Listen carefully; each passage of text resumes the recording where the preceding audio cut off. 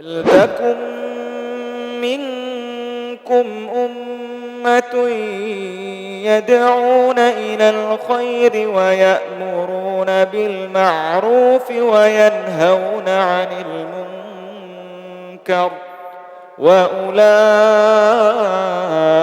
هُمُ الْمُفْلِحُونَ. إن الحمد لله نحمده ونستعينه ونستغفره ونعوذ بالله من شرور أنفسنا وسيئات أعمالنا من يهده الله فلا مضل له ومن يضلل فلا هادي له وأشهد أن لا إله إلا الله وحده لا شريك له وأشهد أن محمدًا عبده ورسوله. يا أيها الذين آمنوا اتقوا الله حق تقاته ولا تموتن إلا وأنتم مسلمون.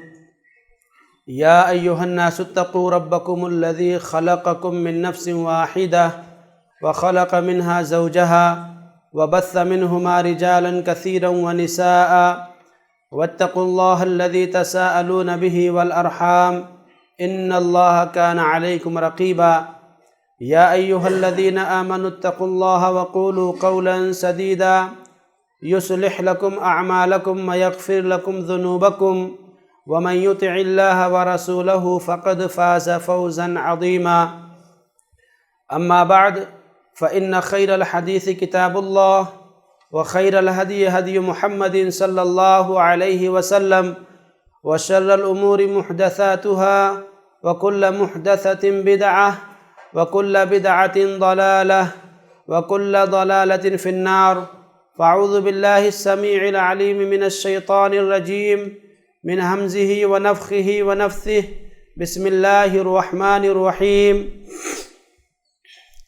وإذ قال لقمان لابنه وهو يعظه يا بني لا تشرك بالله إن الشرك لظلم عظيم. ووصينا الإنسان بوالديه حملته أمه وهنا على وهن وفصاله في عامين أن اشكر لي ولوالديك إلي المصير. وإن جاهداك على أن تشرك بي ما ليس لك به علم فلا تطعهما وصاحبهما في الدنيا معروفا واتبع سبيل من أناب إلي ثم إلي مرجعكم فأنبئكم بما كنتم تعملون. يا بني إنها إن تك مثقال حبة من خردل فتكن في صخرة أو في السماوات أو في الأرض يأت بها الله إن الله لطيف خبير. يا بني أقم الصلاة وأمر بالمعروف وانه عن المنكر واصبر على ما أصابك إن ذلك من عزم الأمور. ولا تسعر خدك للناس ولا تمش في الأرض مرحا إن الله لا يحب كل مختال فخور. واقصد في مشيك واغضض من صوتك إن أنكر الأصوات لصوت الحمير. وقال الله تعالى في موضع آخر يا أيها الذين آمنوا قوا أنفسكم وأهليكم نارا وقودها الناس والحجارة. وقال وعن ابن عباس رضي الله عنهما قال كنت خلف رسول الله صلى الله عليه وسلم يوما فقال يا غلام ألا أعلمك كلمات ينفعك الله بهن؟ قلت بلى. قال احفظ الله يحفظك احفظ الله تجده تجاهك وإذا استعنت فاستعن بالله وإذا سألت فاسأل الله. واعلم أن الأمة لو اجتمعت على أن ينفعوك بشيء لم ينفعوك إلا بشيء قد كتبه الله لك وإن اجتمعوا على أن ينفعوك أن يضروك بشيء لم يضروك إلا بشيء قد كتبه الله عليك. رفعت الأقلام وجفت الصحف. وزاد أحمد تعرف إلى الله في الرخاء يعرفك في الشدة واعلم أن ما أخطأك لم يكن ليصيبك وما أصابك لم يكن ليخطئك. واعلم أن النصر مع الصبر وأن الفرج مع الكرب وأن مع العسر يسرا. رواه الترمذي وأحمد والصححه الألباني والأرناؤوط.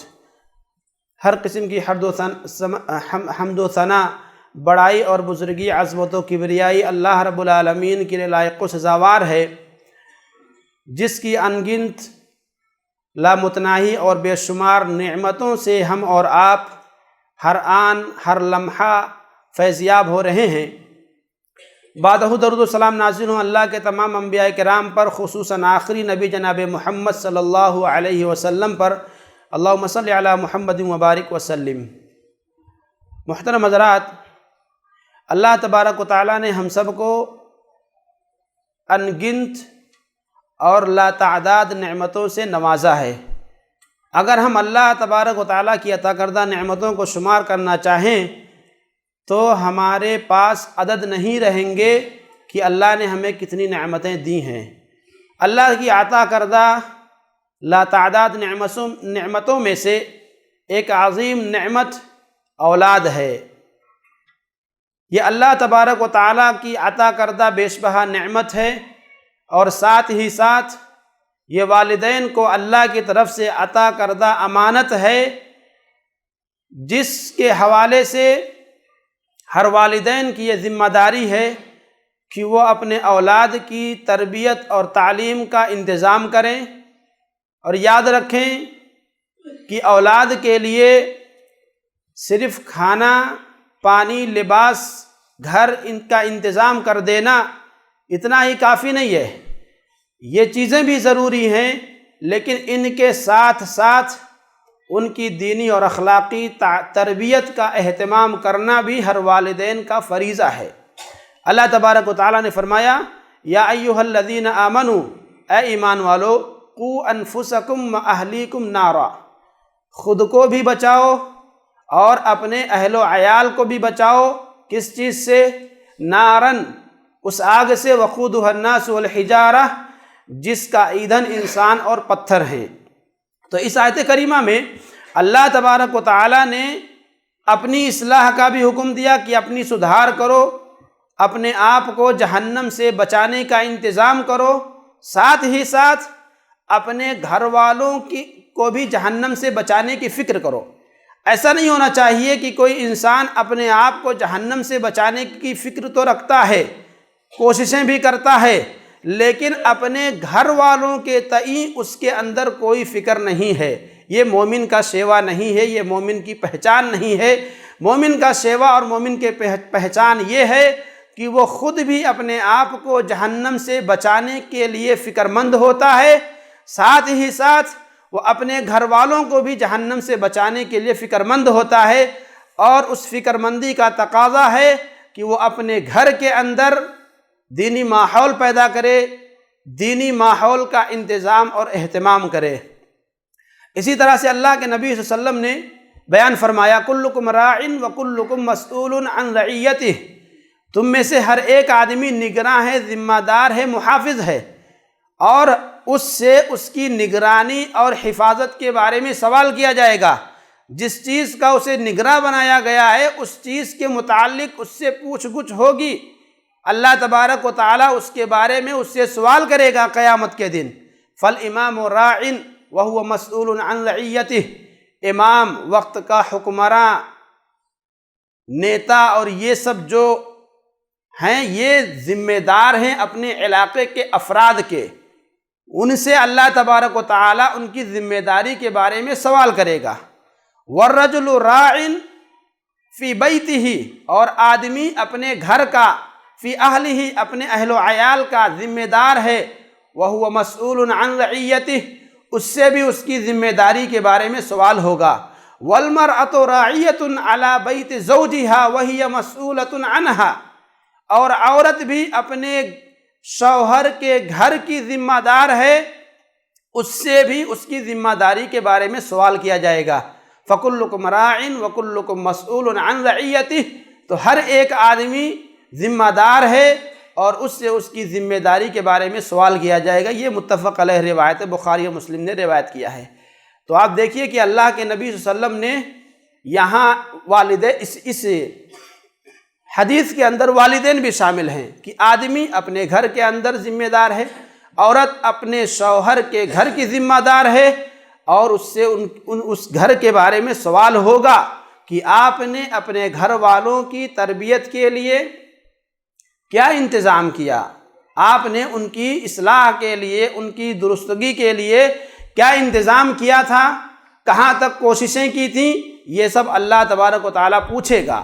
اور ایک حدیث میں تو اللہ کے نبی نے یہاں تک بیان فرمایا، ما من عبد یسترعیہ اللہ رعیۃ، کہ اللہ تبارک و تعالیٰ جس بندے کو ذمہ داری دیتا ہے، ذمہ دار بناتا ہے، یموت یوم یموت وہو غاش لرعیتہ، اور وہ آدمی مرتے دم تک اپنی ذمہ داری کے اندر خیانت کرنے والا ہوتا ہے، خائن ہوتا ہے، اپنی ذمہ داری ادا نہیں کرتا ہے، الا حرم اللہ علیہ الجنہ، تو ایسے آدمی کے اوپر جنت حرام ہے، متفق علیہ روایت ہے۔ تو اس حدیث کے اندر جہاں وقت کے حکمراں شامل ہیں، جہاں وقت کے نیتا شامل ہیں، یا اس طرح کے وہیں پر والدین بھی اپنے گھر کے ذمہ دار ہیں، وہ بھی اس حدیث کے اندر شامل ہیں کہ اگر وہ اپنی اولاد کی تربیت میں، اپنے گھر والوں کی تربیت میں، ان کی نگہداشت میں، ان کی حفاظت میں، دینی اور جسمانی اعتبار سے اگر کوتاہی کر رہے ہیں تو اس کوتاہی کی سزا کل قیامت کے دن ملے گی۔ لہذا میرے بھائیو، اولاد کی تربیت یہ انتہائی اہم معاملہ ہے، اور اسی لیے ہمارے دین نے اس سلسلے میں اپنے ماننے والوں کی بھرپور رہنمائی کی ہے۔ اللہ کے نبی نے ایک دوسری حدیث میں بیان فرمایا کہ جب انسان مر جاتا ہے، اذا مات الانسان انقطع عنہ عملہ الا من ثلاث، انسان مر گیا تو مرنے کے بعد اس کی نیکیوں کا سلسلہ ختم ہو جاتا ہے، ہاں 3 کام ایسے ہیں کہ ان کاموں کا ثواب اسے مرنے کے بعد بھی ملتا رہتا ہے۔ کیا ہے وہ 3 کام؟ نمبر 1 صدقۃ جاریۃ، صدقہ جاریہ، کوئی ایسا کام انسان کر کے گیا کہ جس کا بینیفٹ لوگوں کو اس کے مرنے کے بعد بھی مل رہا ہے، لوگ اس سے فائدہ اٹھا رہے ہیں، تو اس پر انسان کو مرنے کے بعد بھی ثواب ملے گا۔ مثال کے طور پر یہ مسجد جن لوگوں کے خرچے سے تعمیر ہوئی ہے، ان میں جو باحیات ہیں، زندہ ہیں، اس مسجد کے اندر جب تک نمازیں ہوتی رہیں گی، قرآن پڑھا جائے گا، دروس ہوں گے، جب تک یہ مسجد قائم ہے، آباد ہے، تب تک اس مسجد کی تعمیر میں حصہ لینے والوں کو ثواب ملتا رہے گا۔ اور جو وفات پا چکے، ان کی وفات کے بعد بھی جب تک یہ مسجد قائم ہے تب تک انہیں ثواب ملتا رہے گا۔ تو اس مسجد کو قائم کرنے والوں میں سے بہت سے لوگ باحیات ہیں، بہت سے لوگ وفات پا چکے ہیں، جو وفات پا چکے ہیں ان کی نیکیوں کا سلسلہ یقیناً بند ہو چکا ہے، وہ نہ نماز پڑھ سکتے ہیں، نہ روزہ رکھ سکتے ہیں، نہ حج کر سکتے ہیں، نہ عمرہ کر سکتے ہیں، نہ تو کوئی اور عبادت کر سکتے ہیں، لیکن یہ جو نیکی کر کے گئے ہیں اس مسجد کی تعمیر میں، چاہے وہ جسمانی طور پر شریک ہوئے، چاہے وہ روپے پیسے کے طور پر شریک ہوئے، چاہے انہوں نے وقت اپنا لگایا، جس طرح سے بھی، تو ان کے لیے جب تک یہ مسجد قائم اور دائم ہے، اور اسی طرح سے دیگر مسجدیں یا جو بھی نیک اعمال ہیں، یعنی جو جاری رہنے والا ہے، جس سے لوگ فائدہ اٹھاتے رہیں گے، اس کا ثواب انسان کو مرنے کے بعد بھی ملتا رہے گا۔ تو یہ ایک چیز ہوئی۔ دوسری چیز ہے او علم ينتفع به، ایسا علم جس سے لوگ فائدہ اٹھائیں، بعد میں لوگ اس سے فائدہ اٹھا رہے ہیں، آدمی نے کتاب لکھی اور بعد میں اس سے فائدہ لوگ اٹھا رہے ہیں، اس سے مستفید ہو رہے ہیں، دین کا علم حاصل کر رہے ہیں، اور اسی طرح سے یا کسی نے کسی کتاب کے چھپوانے میں مدد کی، یا جس طرح سے بھی، یعنی جس نے بھی اس کے اندر حصہ لیا، شریک ہوا علم کی نشر و اشاعت میں، اور اس علم سے لوگوں کو فائدہ مل رہا ہے، تو اس کا فائدہ انسان کو مرنے کے بعد بھی ملتا رہے گا۔ تیسری چیز او ولد صالح یدعو لہ، اولاد، نیک اولاد، کہ انسان کے مرنے کے بعد اگر اولاد اس کے حق میں دعا کرے گی تو اس کی دعا والدین کے حق میں قبول ہوگی۔ تو اب آپ یاد رکھیں کہ ہماری اولاد ہمارے مرنے کے بعد اسی وقت دعا کرے گی جب ہم نے بچپن میں ان کی اسی طرح سے تربیت کی ہوگی کہ ہاں وہ مرنے کے بعد ہمارے لیے دعا کر سکیں۔ اگر ہم نے انہیں دنیا کے اندر دنیاوی اعتبار سے سب کچھ دیا، گھر بنا کر کے دے دیا رہنے کے لیے، گاڑیاں دے دیں، شادی کروا دیا، کاروبار سے منسلک کر دیا، لیکن اگر آپ نے اسے دین نہیں سکھایا، آپ نے اسے اس چیز کی تعلیم نہیں دلوائی کہ والدین کی وفات کے بعد والدین کے حق میں بچوں کو دعا کرنی چاہیے، آپ نے نہیں سکھایا، تو ظاہر سی بات ہے وہ آپ کے لیے دعا کہاں سے کرے گی؟ لہذا ان چیزوں کا اہتمام کرنا ہمارے لیے انتہائی اہم اور ضروری ہے۔ لہذا والدین کو چاہیے کہ وہ اپنی اولاد کی تربیت کے لیے فکر مند ہوں اور ان کی تربیت کریں اسلامی خطوط پر۔ اسلام نے جو اصول اور وضع دیا ہے، جو طریقہ بتلایا ہے، اس طرح سے کریں۔ آپ دیکھیے ہماری تربیت کا کتنا اثر ہوتا ہے ہمارے اولاد پر۔ اللہ کے نبی نے بیان فرمایا کل مولود یولد علی الفطرہ، ہر بچہ فطرت پر پیدا ہوتا ہے۔ یعنی اگر انسان کوئی بھی بچہ پیدا ہوا، اگر اسے صحیح والدین، صحیح معاشرہ مل جائے تو وہ اسلام کی طرف ہی آئے گا، نیکیوں کی طرف آئے گا، برائیوں سے بھاگے گا۔ فطری طور پر اللہ تعالیٰ نے انسان کے دل کے اندر وہ چیز ڈالی ہے۔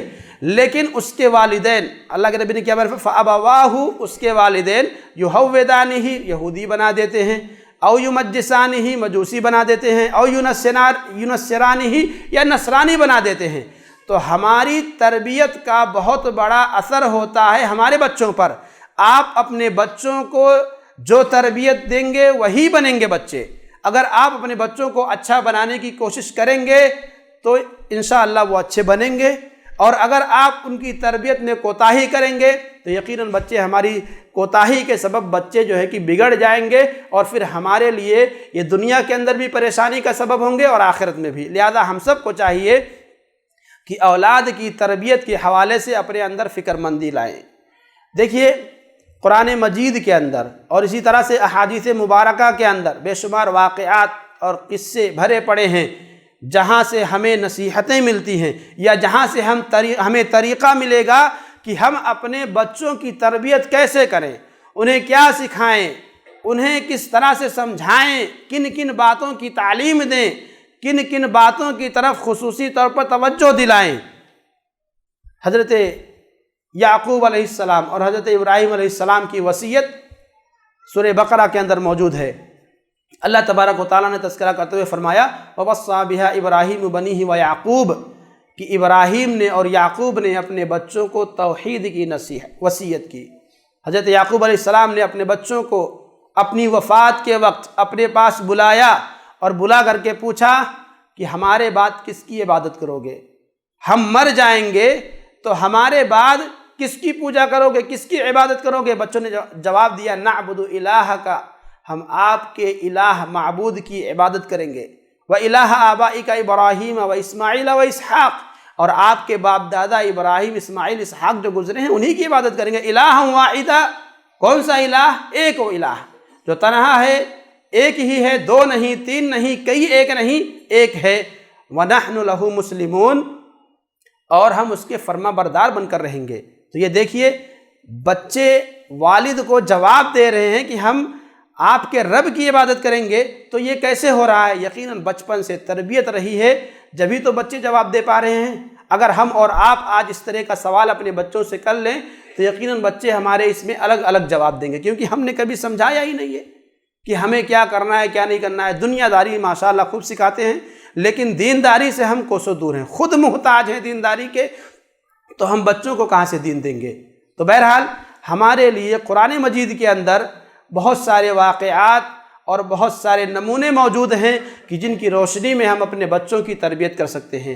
ان میں سے ایک بہت ہی اہم اور جامع نمونہ لقمان حکیم کا ہے، جس کا تذکرہ اللہ تبارک و تعالیٰ نے سورہ لقمان کے اندر کیا۔ اللہ نے فرمایا وَإِذْ قَالَ لُقْمَانُ لِابْنِهِ، اور لقمان نے اپنے بیٹے کو نصیحت کرتے ہوئے وَهُوَ يَعِظُهُ، نصیحت کرتے ہوئے کہا یا بنی لا تشرک باللہ ان الشرک لظلم عظیم، اے میرے بیٹے، اے میرے بچے، شرک نہیں کرنا، اللہ کے ساتھ شرک نہیں کرنا، ان الشرک لظلم عظیم، بے شک شرک بہت بڑا گناہ ہے۔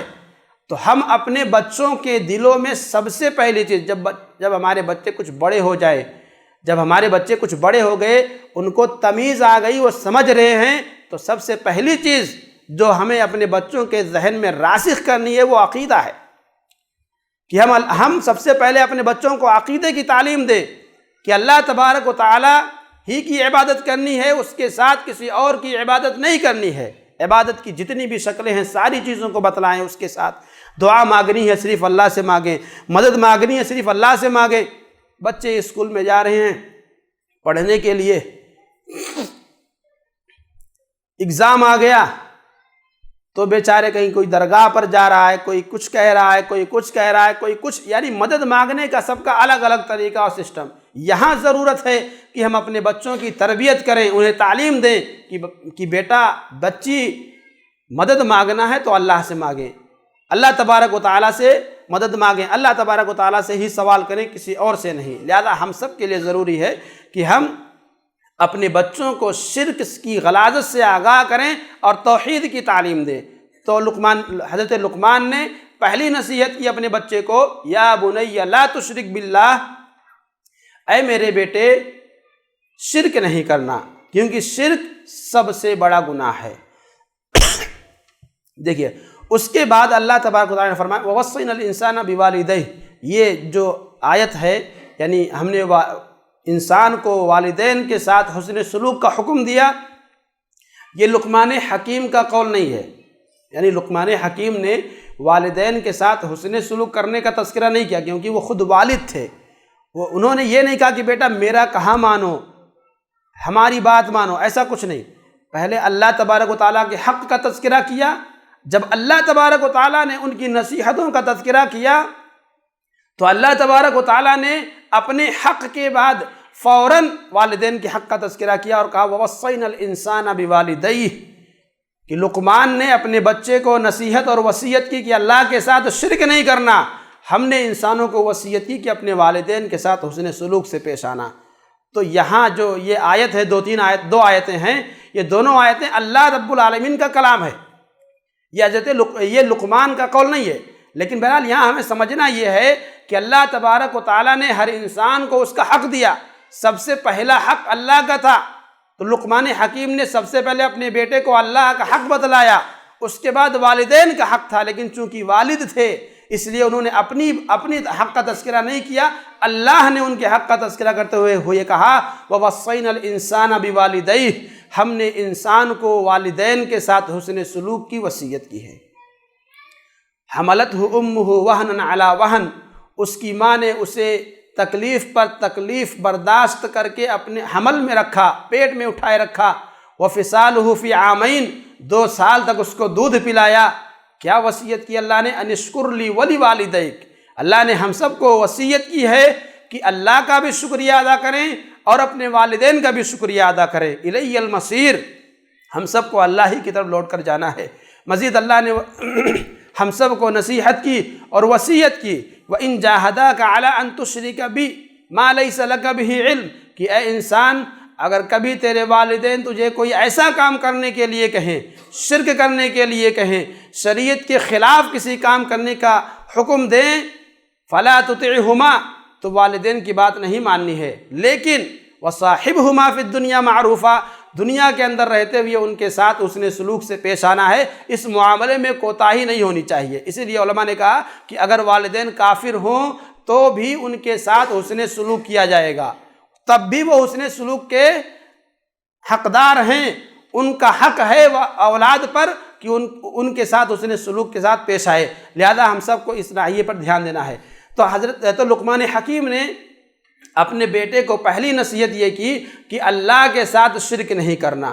دوسری نصیحت آپ نے کی یا بنی انہا ان تک مثقال حبۃ من خردل فتکن فی صخرۃ او فی السماوات او فی الارض یأت بہ اللہ، بیٹے یاد رکھو، دھیان رکھو، سمجھ لو اچھی طرح سے کہ اگر تم رائی کے دانے کے برابر بھی نیکی کرو یا برائی کرو، نیکی کرو یا برائی کرو، یہاں پر نیکی اور برائی چھپا ہوا ہے، نہیں ہے، یہاں تذکرہ نہیں ہے، اور دونوں اسی لیے علماء نے کہا دونوں چیزیں یہاں مراد ہیں، یعنی آپ نیکی کریں یا برائی کریں، اور وہ نیکی یا برائی آپ کسی پہاڑ کے اندر چھپ کر کے کریں، یا آپ آسمانوں کے اندر جا کر کے کریں، یا آپ کسی زمین کی تہ میں چھپ جائیں اور وہاں پر آپ انجام دیں، لیکن یاد رکھنا یأتی بہ اللہ، اللہ تبارک و تعالیٰ اس نیکی اور اس برائی کو حاصل کرنے پر قدرت رکھتا ہے۔ کل قیامت کے دن اللہ تبارک و تعالیٰ تمہاری اس نیکی کو تمہارے سامنے پیش کرے گا، تمہارے نامہ اعمال میں وہ درج ہوگا، چاہے تم وہ نیکی زمین کی تہ میں گھس کر کے کرو، چاہے وہ نیکی یا برائی تم آسمان کے اندر چھپ کر کے کرو، چاہے پہاڑوں کے اندر چھپ کر کے کرو، کہیں بھی کرو، اللہ تبارک و تعالیٰ کو اس کی خبر ہے۔ ان اللہ لطیف خبیر، بے شک اللہ تعالیٰ جاننے والا اور خبر رکھنے والا ہے۔ آپ سوچئے کہ اگر اگر یہ نصیحت اولاد اپنے دل کے اندر راسخ کر لے کہ اللہ تعالی ہمیں ہر جگہ دیکھ رہا ہے، تو آپ سوچئے کہ ان کی زندگی میں کتنا بڑا بدلاؤ آئے گا۔ یقیناً ان کی زندگی میں بڑی تبدیلی آئے گی۔ آگے آپ نے فرمایا یا بنی اقیم الصلاۃ، اے میرے بچے نماز پڑھتے رہو۔ دیکھیں نماز پڑھنے کی تعلیم ہو رہی ہے۔ اللہ کے نبی نے بھی ہمیں حکم دیا ہے مروا اولادکم بالصلاۃ وہم ابناء 7 سنین، بچوں کو نماز پڑھنے کا حکم دو جب 7 سال کے ہو جائیں۔ وَاضْرِبُوهُمْ عَلَيْهَا وَهُمْ أَبْنَاءُ 10 سنین، 10 سال کے ہو جائیں نماز نہ پڑھیں تو ڈنڈے سے مارو۔ یہاں یہ دلیل بھی ہے، اسی سے علماء نے استدلال کیا کہ بچوں کو ان کی غلطیوں پر ابتداءً ان کے ساتھ پیار کے ساتھ نرمی کے ساتھ انہیں سمجھایا جائے۔ اگر بچہ غلطی کر رہا ہے تو پہلا اسٹیپ مار نہیں ہے، پہلے نمبر پر ہی اس کو جڑ دو، یہ نہیں ہے۔ پہلے اسے سمجھایا جائے، اس کو جو کام اس نے کیا ہے اس کے اندر کیا خرابی ہے، اس کا نقصان کیا ہے، وہ اسے سمجھایا جائے۔ شرعی نقطۂ نظر سے وہ کام غلط ہے یا اچھا ہے وہ اس کو سمجھایا جائے۔ اگر اس کے بعد بھی بچہ نہیں مان رہا ہے اور غلطی کر رہا ہے تو شریعت اجازت دیتی ہے کہ آپ اس کے ساتھ سختی برتیں۔ لیکن یہاں یاد رکھیں ہمارے یہاں اولاد کی تربیت میں دونوں طرح کے لوگ پائے جاتے ہیں۔ ایک تو وہ ہیں جو بالکل پیار کرتے ہیں بچوں سے، غلطیوں پر ٹوکتے نہیں ہیں، اور دوسرے وہ ہیں جو بچوں کے ساتھ انتہائی سختی برتتے ہیں کہ غلطی کرنے پر انہیں سمجھاتے نہیں ہیں بلکہ سیدھا ماننا شروع کر دیتے ہیں۔ آپ یاد رکھیں یہ دونوں طریقہ غلط ہے۔ اگر ہمارا بچی غلطی کر رہا ہے تو ہمارے لیے ضروری ہے کہ سب سے پہلے ہم اسے سمجھائیں، اس کے بعد اسے ڈانٹیں، اس کے بعد اسے سزا دیں۔ اور اگر آپ ڈائریکٹ سیدھا مارنا شروع کر دیے تو یہ چیز یقیناً غلط ہے، اور جو طریقہ یا جو فطری طور پر شریعت نے یا جو لوگوں نے سمجھایا ہے، جو اسٹیپ بتلایا ہے تربیت کا، اس اسٹیپ اور اس طریقے کے خلاف ہے۔ تو لقمان حکیم نے اپنے بچے کو نصیحت کی یا بنی اقیم الصلاۃ، اے میرے بیٹے نماز پڑھتے رہو۔ اور ہماری شریعت نے، ہمارے نبی نے ہمیں حکم دیا کہ اپنے بچوں کو نماز کی تعلیم دو 7 سال کے ہو جائیں۔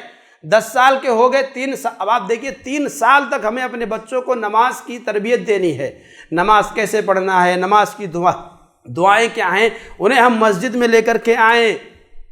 یہاں یہ بھی ایک چیز اہم ہے،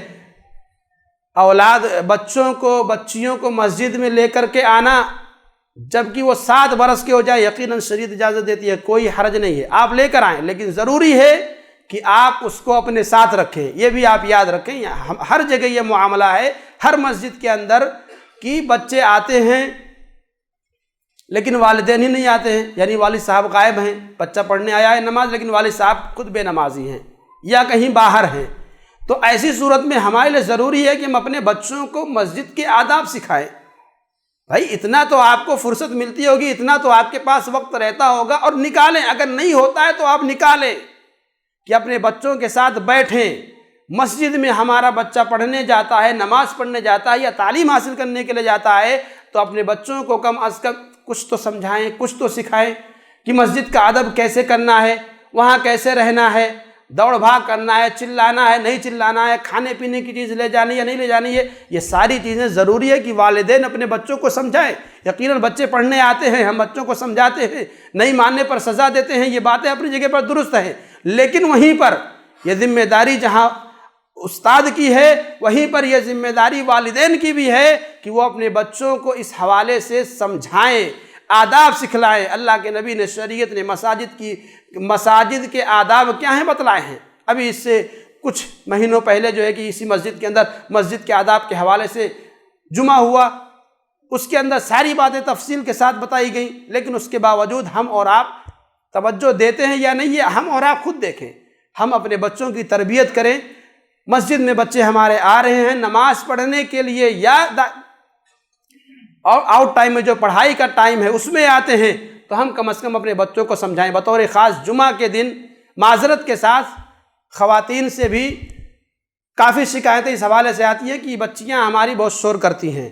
اب آپ دیکھیے، اگر آپ اپنی بچی کو لے کر کے آتی ہیں تو آپ کی ذمہ داری ہے کہ آپ اپنی بچی کو اپنے کنٹرول میں رکھیں۔ اور اگر کنٹرول میں نہیں ہو پا رہا، زیادہ چھوٹے بچے ہیں، تو پھر اس کا دوسرا علاج ہے۔ اس کے لیے ضروری ہے، لازمی نہیں ہے کہ آپ مسجد میں آئیں، لازمی نہیں ہے وہ چیز۔ بہرحال کوشش کریں کہ ہم اپنے بچوں کو قابو میں رکھیں، ورنہ شکایتیں آتی ہیں کہ بھائی جمعہ پڑھنے آتے ہیں لیکن جمعہ پڑھنے کا کوئی مطلب ہی نہیں ہوتا ہے، یعنی اتنا شور، اتنا ہنگامہ بچیاں اوپر کرتی ہیں، یا بڑے بڑے لوگ بھی، اللہ کی پناہ، بڑی بڑی عورتیں بھی جو ہے کہ بیٹھ کر کے باتیں کرتی رہتی ہیں۔ یہ کیا طریقہ ہے؟ تو اللہ کے واسطے مساجد کے آداب کا خیال رکھیں۔ مسجدیں ہیں، جمعہ کا خطبہ ہو رہا ہے یا دیگر دروس، جو بھی ٹائم، جب بھی آپ آئیں، درس میں آپ شامل ہو رہے ہیں تو ہمارے لیے ضروری ہے کہ ہم سنیں، غور سے سنیں کہ کیا کہا جا رہا ہے، زندگی، ہم اپنی زندگیوں میں اس کو کیسے لائیں، اس چیز کو سننے کی کوشش کریں۔ یہ بہت ہی ضروری ہے بطور خاص خواتین کے لیے۔ معذرت کے ساتھ اس حوالے سے ہماری خواتین کے اندر بہت ہی کمیاں پائی جاتی ہیں، بہت زیادہ۔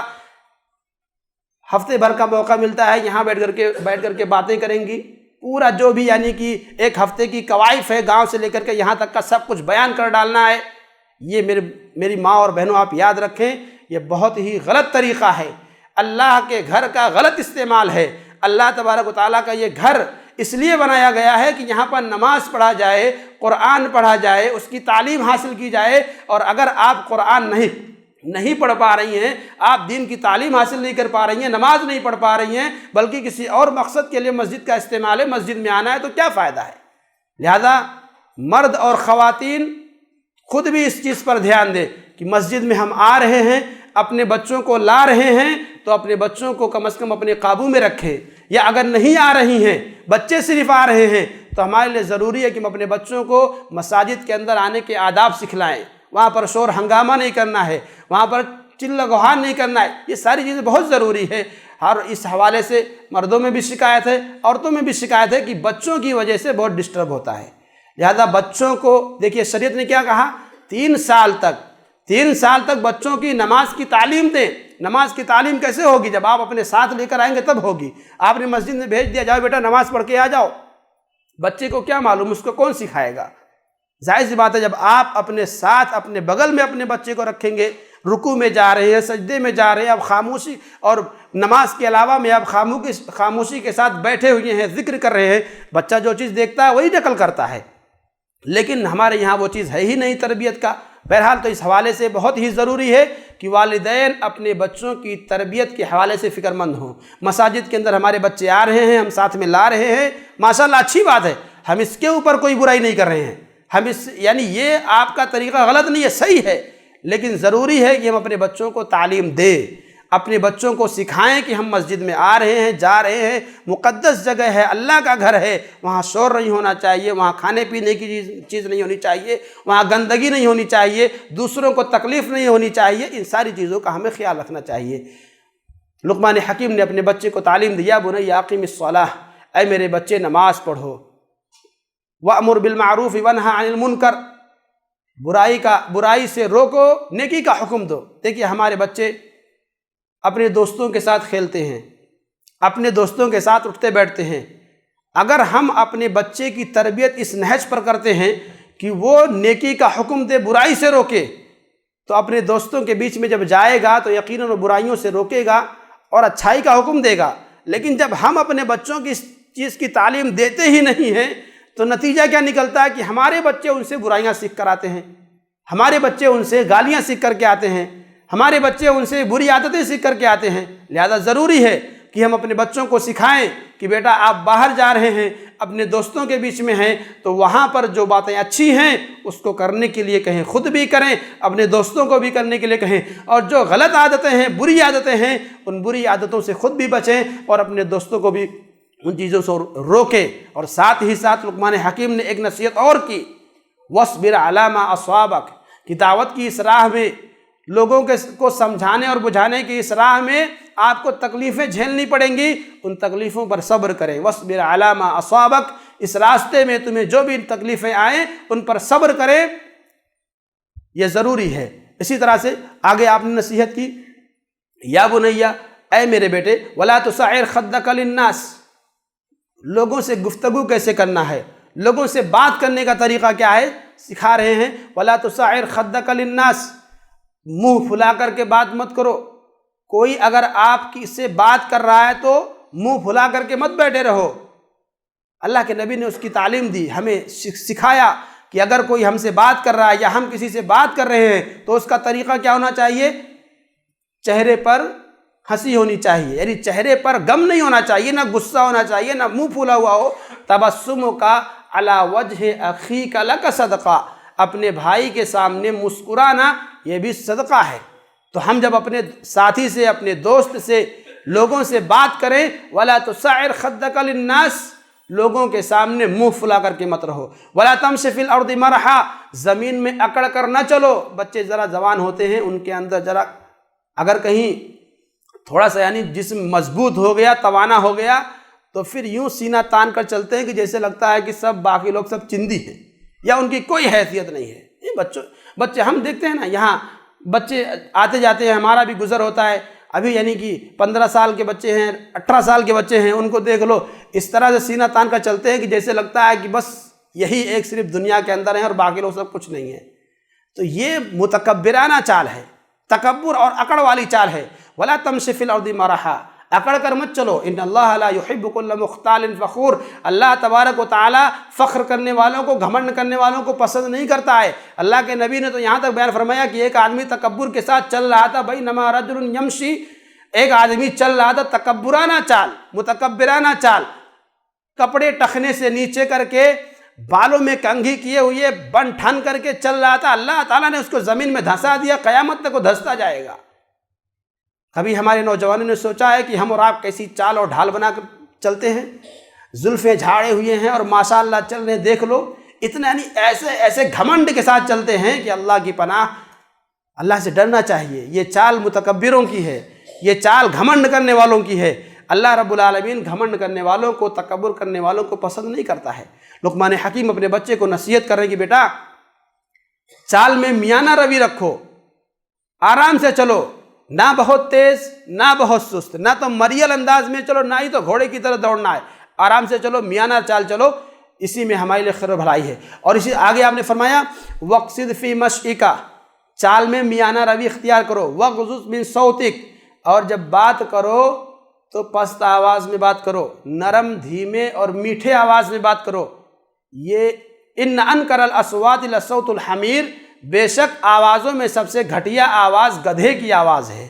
دیکھیے جہاں پر بھی آدمی ضرورت سے زیادہ بلند آواز میں بات کرے تو اس کے لیے عربی میں یہ لفظ استعمال ہوتا ہے، اور ہمارے یہاں بھی وہی بات ہے کہ جہاں اگر کوئی آدمی معمولی بات ہے یعنی اس کے لیے آہستہ بولنا، تیز چلاتا تو آدمی کہتا کیا گدھے کی طرح چلا رہا ہے نا، گدھے کی طرح چلانا۔ تو یہ گدھے کی آواز سب سے گھٹیا آواز ہے، اسی لیے تیز چلا کر کے بات کرنے والے کو کہا گیا کہ گدھے کی طرح چلاتا ہے۔ تو لقمان حکیم اپنے بچے کو نصیحت کر رہے ہیں کہ بیٹا چال میں میانہ روی اختیار کرو، بات کرنے میں بھی میانہ روی اختیار کرو، اور نہ تو بہت تیز چلا کر کے بات کرو، نہ بہت آہستہ۔ میرے بھائیو یہ ساری چیزیں کیا ہے؟ تربیت کے لیے ہم اپنے بچوں کی تربیت کیسے کریں؟ قرآن میں یہ ساری چیزیں موجود ہیں، بس ضرورت ہے کہ ہم انہیں جانیں، انہیں سیکھیں اور ان کو اپنی زندگی میں پریکٹیکلی طور پر بچوں کے سامنے پیش کریں۔ یقیناً ہمارے بچے اس کے بہت زیادہ محتاج ہیں، اور ہم میں سے ہر ایک اپنے گریبان میں جھانک کر کے دیکھ لے، کیا کبھی اس نے اپنے بچوں کو ان باتوں کی نصیحت کی ہے؟ کیا ہم نے کبھی بھی اپنے بچوں کو ان باتوں کی نصیحت کی ہے کہ بیٹا نماز پڑھا کرو؟ ہاں کہیں غصے میں آپ ہوں گے بہت زیادہ، اور بچے نے کچھ غلطی کی ہوگی تو اسی بیچ میں لپیٹے میں آ گیا، نماز پڑھنے کے لیے بولتا ہوں نماز نہیں پڑھتا ہے، یہ تو دوسری بات کی چیز ہے۔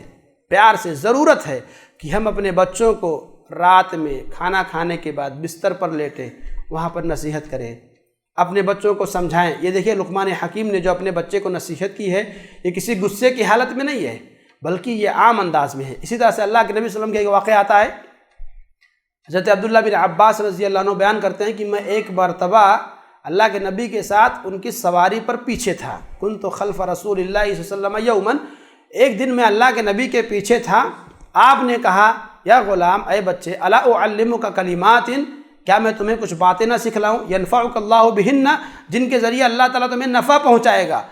تو حضرت عبداللہ بن عباس نے کہا ضرور بتلائیے، ہمیں ضرور ایسی باتیں بتلائیے کہ جن سے اللہ تعالیٰ ہمیں نفع پہنچائے۔ اللہ کے نبی نے کیا تعلیمات دی، کیا سکھایا؟ احفظ اللہ یحفظک، بیٹے اللہ کو یاد رکھو، اللہ تمہیں یاد رکھے گا، اللہ کو یاد رکھو، اللہ تمہیں یاد رکھے گا۔ یعنی اللہ تبارک و تعالیٰ نے جو کام کرنے کے لیے کہا ہے کرو، اللہ کے حکموں کی پابندی کرو، اللہ تبارک و تعالیٰ تمہاری حفاظت کرے گا دنیا میں بھی اور آخرت میں بھی۔ احفظ اللہ تجدہ تجاہک، اللہ کو یاد رکھو، ہمیشہ اللہ کو اپنے ساتھ پاؤ گے، یعنی اللہ کی مدد تمہارے شامل حال ہوگی، اللہ تعالیٰ ہر موقع پر تمہاری مدد کرے گا۔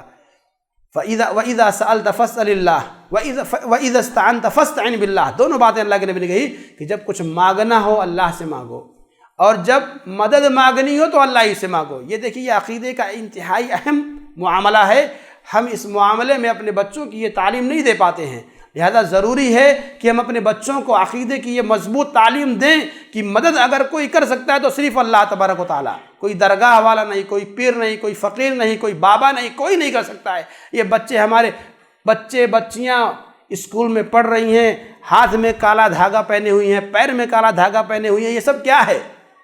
اگر یہ غیروں کی روش متشابہات ہیں، یعنی دوسروں کی نقالی ہے، تو یہ بھی غلط ہے، اور اگر وہ کسی نفع نقصان کے طریقے پر یعنی تعویذ کے طور پر پہنی ہے تو یقیناً یہ اور زیادہ غلط ہے اور شرک کے دائرے میں ہے۔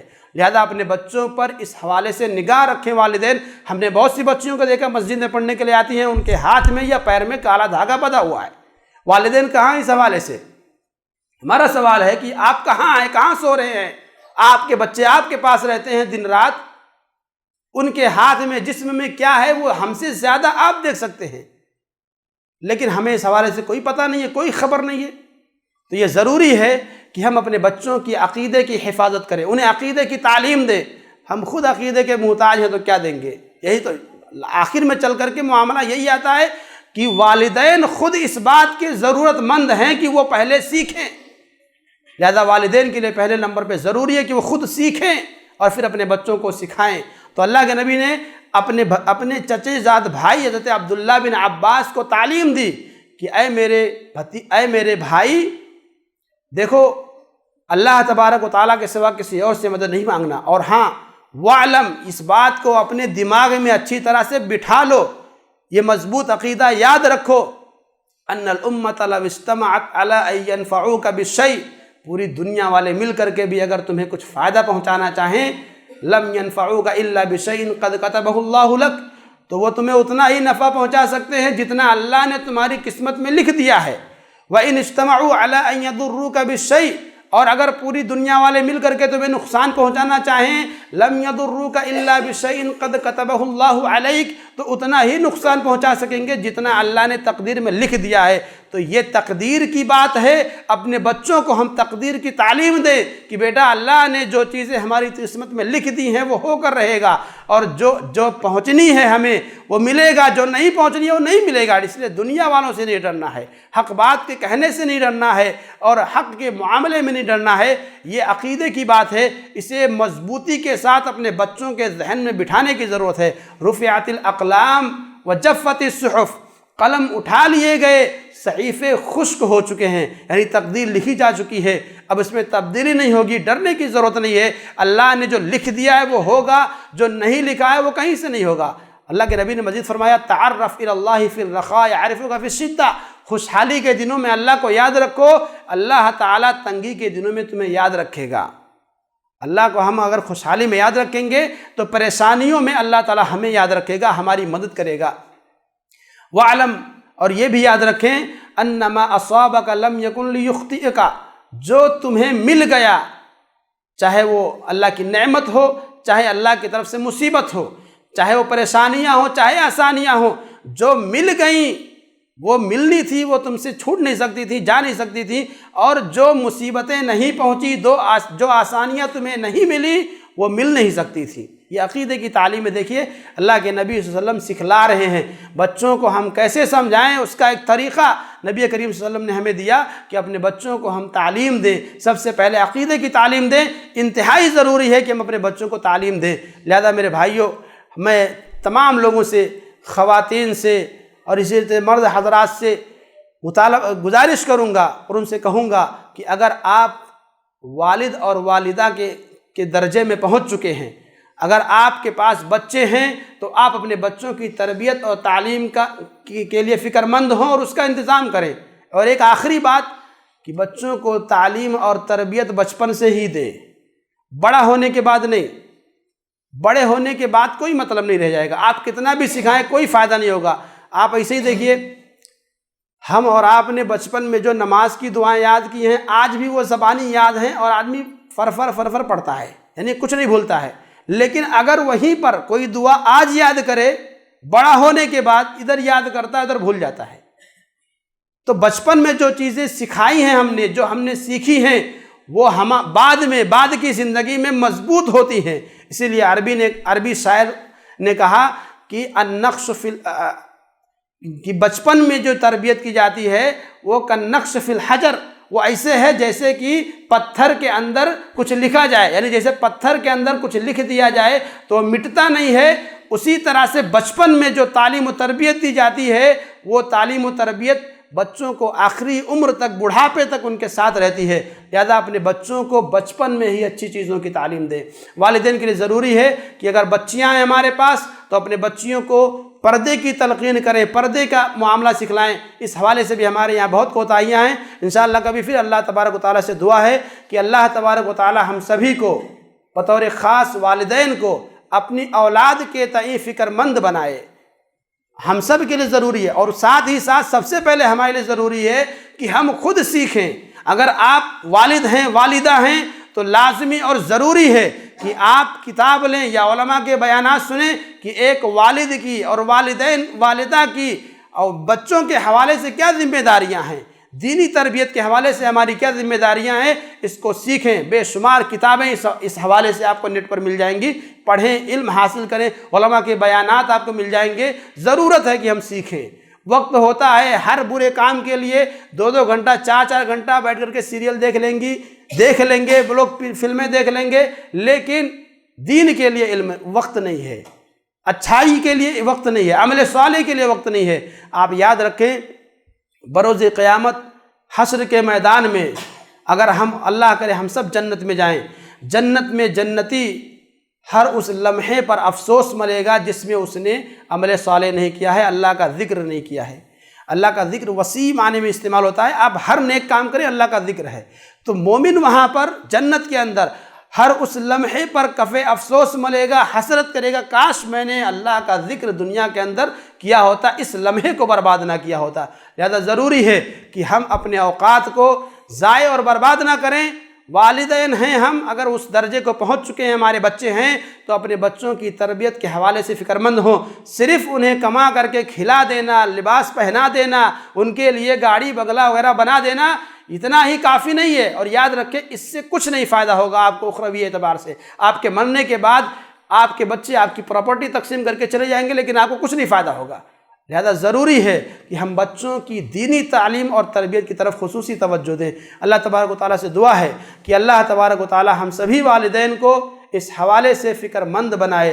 اللہ تبارک و تعالیٰ ہم تمام مسلمانوں کو اپنے بچوں کی تعلیم و تربیت پر خصوصی توجہ دینے کی توفیق عطا فرمائے۔ آمین۔ وآخر دعوانا ان الحمد للہ رب العالمین۔